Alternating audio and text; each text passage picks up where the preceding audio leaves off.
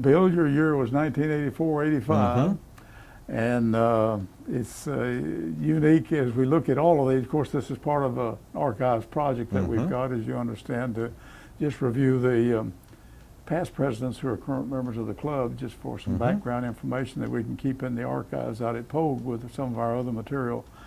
So when we think about the fact that the Murray Club was chartered in 1924, you were the 60th president. And I don't know if you've been able to, thinking back to the year that you were president 23 years ago, but the main part of this is just to have you reflect on whatever recollections and things that you recall about that year and share with us. Well, the sad truth is I don't recall anything particularly singular about the year. I think that was the transition period between the horse show being our primary fundraiser to looking at other options. The horse show had pretty well run its course. It was an excellent project. We did that in tandem with the Murray Women's Club, but as with all things, things pass, and I think at that point we'd begun looking at something else. I'm thinking that the Soapbox Derby, perhaps, no, that would have been later on down the road. Golf tournament, possibly. Part of the problem with my memory is that I'm employed at the university, and there was a lot of turmoil at Murray State at the time. We had a big fight a few years before between the board and the president, and that had yet to settle down, and we just had a new president come in, Dr. Stroop, and she quickly became quite controversial. And my memory's real good of the Murray State University, but not too much of that year with Rotary. I do recall we had, I believe the district conference was in Paducah. I think Wilson Gant was a state officer at the time, and of course Wilson contributed so much to our local club. As far as burning issues and controversies or getting into trouble, it was pretty much a Thursday, get somebody to say, the hardest thing about the job I had was getting somebody to say the prayer every Thursday. And I know how that is. People just don't want to stand up and do a public prayer, which is unfortunate. But that seemed to be the most challenging part of the job. One thing about the Murray Rotary Club is that historically, at least since I've been in it and since '77, getting things done has not been a function of the officers and leadership, but rather of the committees and the board of directors. That we've had a good follow-through. We have people who are self-starters, and so basically, if you're an officer of the club, you just bang the gavel a couple of times a week and run a board meeting once a month, and occasionally go over the books with the treasurer to make sure things look good, make sure you're keeping things up with the foundation, tax-wise, things like that. But not a very memorable year, I'm afraid. Have to keep up with a lot of reporting, I know. Yes, there was. Yes, there was. But that was the secretary's job, and the treasurer, of course, took care of the money, and I was neither of the above, so what can you say? Well, everything doesn't, having a good year doesn't have to have a lot of events, No, it doesn't. events. No, it doesn't. If things go smoothly, then that's good too. I do recall there was some conversation at the time about starting a breakfast club, or that looked attractive until I think people started realizing that would be going down to eat at 6:30 in the morning, and not too many, it sounded like a good idea, but when you, as they say, ran it up the flagpole, not a whole lot of people saluted. So we stayed a unitary club, unified club. I think we were eating out at Seven Seas then, and space had become a little tight. We'd started at the Murray Women's Club, at least when I joined the club. We outgrew that for a short period. We were out at what was the Holiday Inn, and it's now the Super 8 out by the new primary care facility, and we outgrew that. We were at the, there was a, one of the Chinese restaurants is where that business center is now. That's right, with a smorgasbord. Or They closed one morning, and I wasn't present then. That would have been memorable. He woke up to find all of the club regalia, flags, and stuff sitting in his driveway. The guy at the restaurant had shut down, and he had ended up with all of that in his driveway. Then we went out to Seven Seas for a number of years and kind of outgrew that, and then I think Polly Eyes was our next venue, where we are now. That sounds like things went real well. I know one of the things would have been each week also a program, you know, Right. that you had. I was just wondering, thinking while you were talking there, if the program, I know at one time looking back in some archive material for our centennial, a few, you know, 3 years ago, we had a chance to go through all the material out at Pogue, see what we could pick out, and that would be useful for celebrating that year. And it was interesting to come across, and I guess I knew from my dad's experience too, that at one time everybody, every member was responsible for a program. Was that the case and when actually you were we president? signed up. There was not the structure we have now. We signed up and were responsible for a week of a program, and usually the ones presented by club members themselves were as good as any on the block. And It's a difficult job, you know, for just a few, 3 or 4 on a committee to arrange all the programs to have something that's varied. And I think what's happening now, this year, I think we've had 3, had one yesterday with Joe Dick, you know, to kind of reminisce as far as one of the older members at Glendorn, and I can't think who the first one was, Bob Billington, I think. Right. Have been the 3 so far.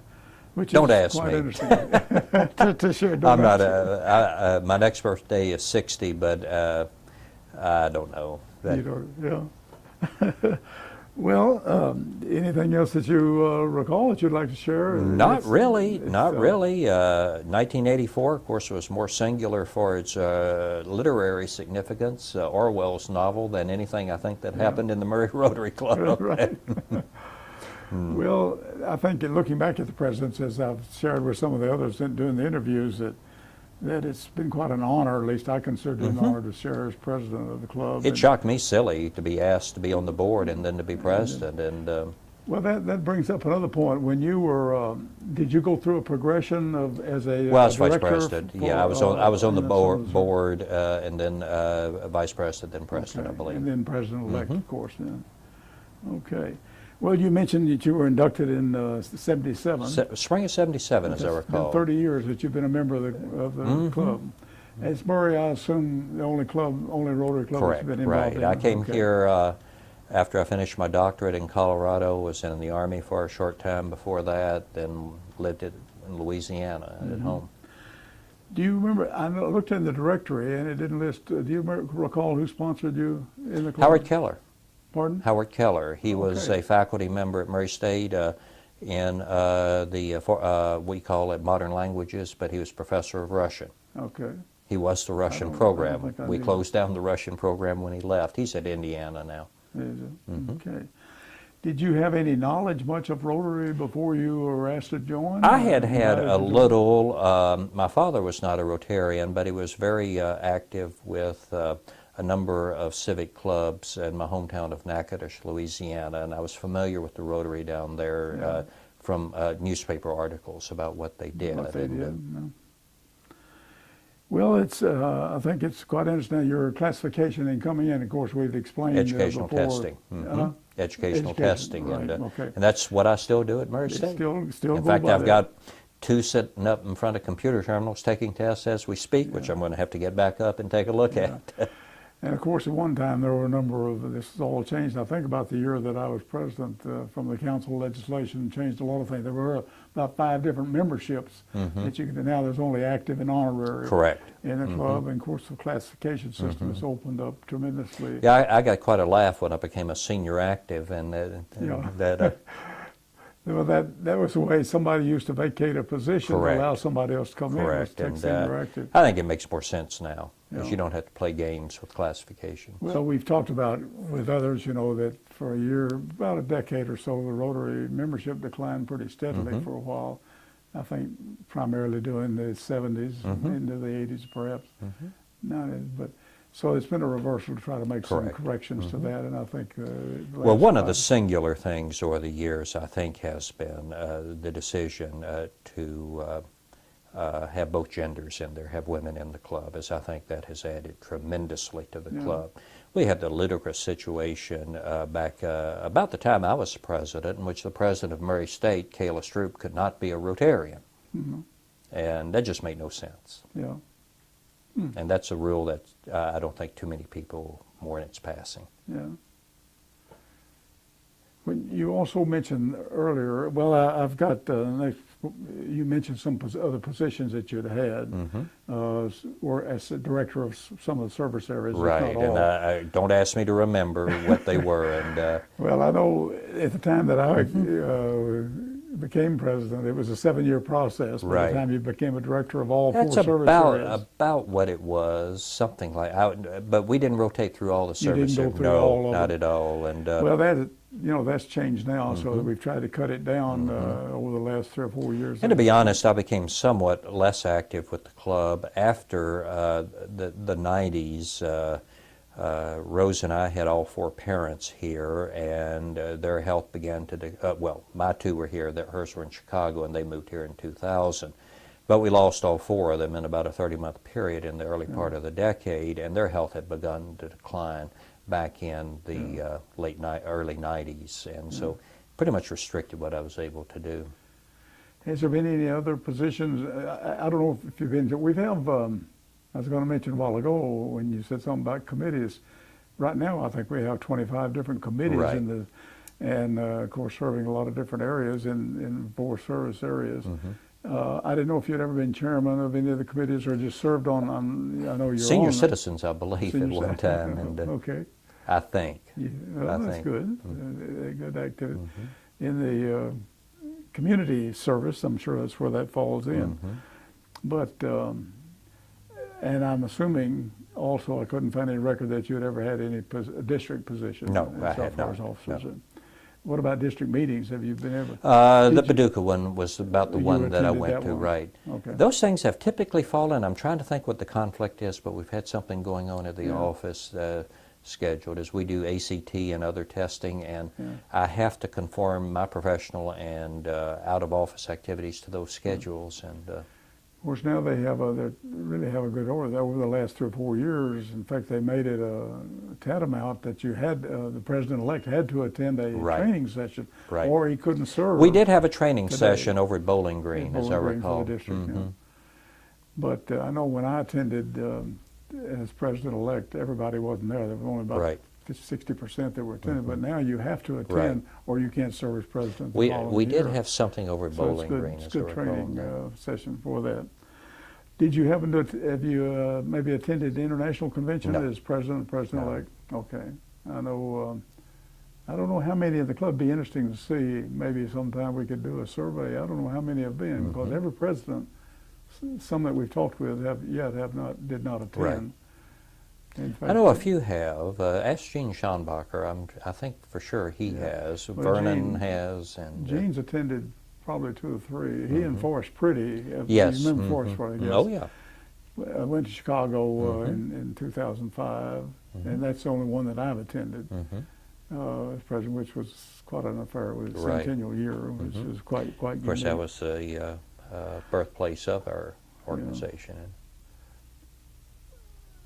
I'd like to get your reflections and some thoughts about Bill on the motto, which is service above self for Rotary. And then the objective of Rotary, we won't go through that, but there's about 4 points of the objective of Rotary that all relate and point toward the matter of service. And it's being of service to community, service in your business work and so forth, the acquaintance of people that are involved in the same work and other work that Right. you have in Rotary, the diversity that you have. And all of that is truly makes Rotary, I guess, the grandfather of service clubs, at least I've always Indeed. considered it, because everything that we do. And I just wonder what your thoughts about that would be. Well, I think that that's one of the things, along with the 4-way test, which I think is as well stated moral code Oh, for yeah. living one's It's life as you will ethical. find anywhere. In fact, oddly enough, you'll find it on the wall in a lay document, not a Rotary document, up in Blackburn Science Building at Murray State. I have no clue as to where it came from, but one of my office's units moved over there, and it's up there on the wall, and it doesn't reference Rotary, so I'm kind of curious as to where it came from. But it's the whole idea of service above self, as in my family, fit in with the Christian tradition we were brought up in, and that the church's mission is in the community, not the sanctuary, and so it fit very well with that. And Well, so I mean, it speaks so well, particularly four-way test. You know, if Right. we just consider those points, everybody, you know, in all of our thinking and what we do and what we act, what we well, say, and it's just the it's truth, is amazing. it fair? Does it build goodwill? Is it beneficial? That is a series of criteria that you can judge almost any action. Yeah. Well, it's interesting that, you know, that began with an idea of Arch Crump, you know, in Chicago shortly after Rotary was formed. I'm not sure exactly what year, a couple of 3 years afterward.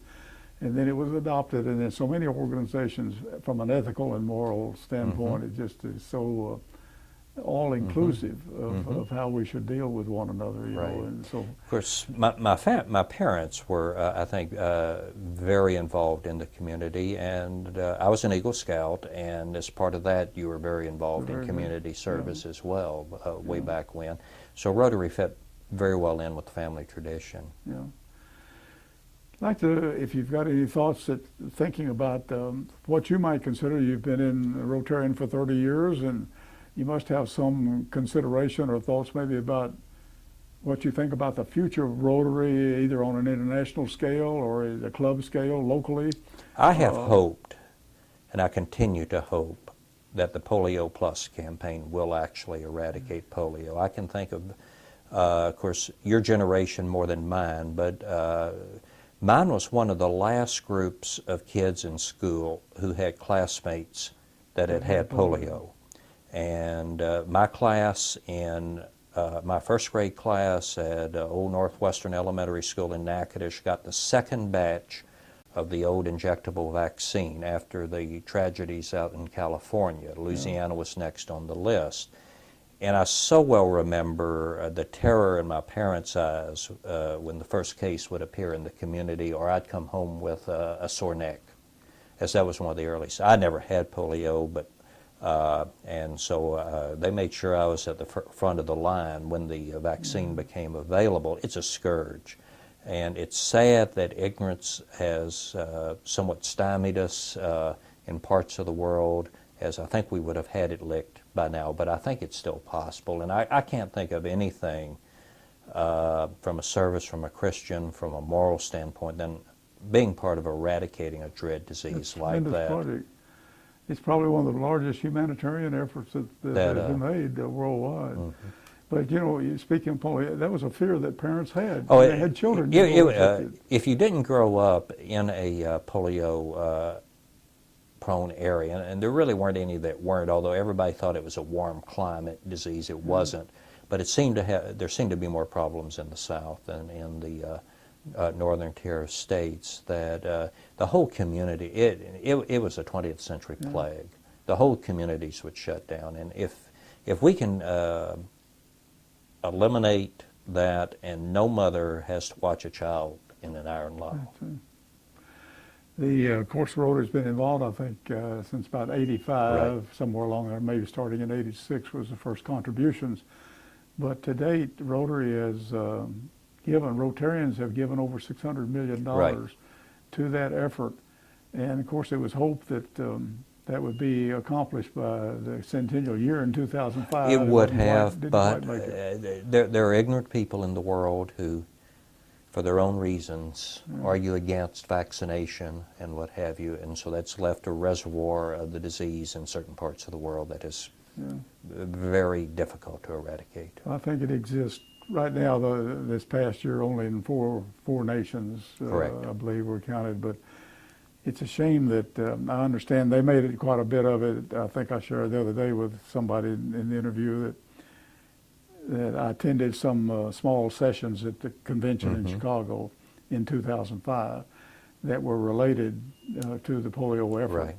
And it was pointed out that hopefully it could have been accomplished in 2005, except in Nigeria, there were two factions that would not allow vaccinations to occur. There were religious leaders Right. claiming that it was a plot to sterilize the women of their Women, that's religion right. and for their own arrogant purposes. Yeah. And so they've condemned the people who they should have been serving to have to live with this scourge for years to come.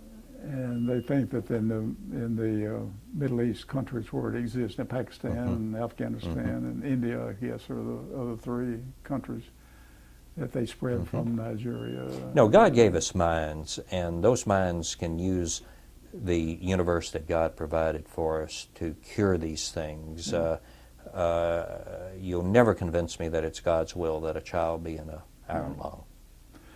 Well, of course, now the Rotary this year has entered into an agreement with the Gates Foundation Right. is involved now and has made an offer of matching funds with Rotary, and I think that's $200 million more, which Rotary's involved now over the next You couple know, of years to everybody raise thinks that. of Bill Gates as president of Microsoft, world's richest man, but the Bill and Melinda Gates Foundation probably has saved more lives through direct intervention than virtually any other human effort in history.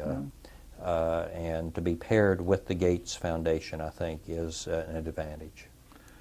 But if Rotary meets that in the next couple of years, $200 million, that's going to put it over $800 million that would have been contributed by Rotarians. So if you drops the vaccine it's a on tremendous a amount. sugar cube, it's cheap. That you can. This is one of the things that you can do for the world on the cheap, that it doesn't cost hundreds of billions of dollars to do. I enjoy reading, in the Rotarian magazine about the reports of people that have been involved in some of the national vaccination days, in various countries, and it's quite a mobilizing effort to organize the hundreds of thousands of people that have been involved in these. Well, in the various third world nations. countries, it is a tremendous strain on their economies to have to provide the support for individuals that suffer from these diseases that for a few pennies you can per person you can eliminate. And of course, the other efforts of Rotary have been in the last few years have been primarily illiteracy and hunger and water. right. And of course, we're involved in a water project with Jordan as a local club, which is makes us. We've had other international affairs over the year connections, but that's one. I don't know specifically. We've never had too many volunteers, I think. Right.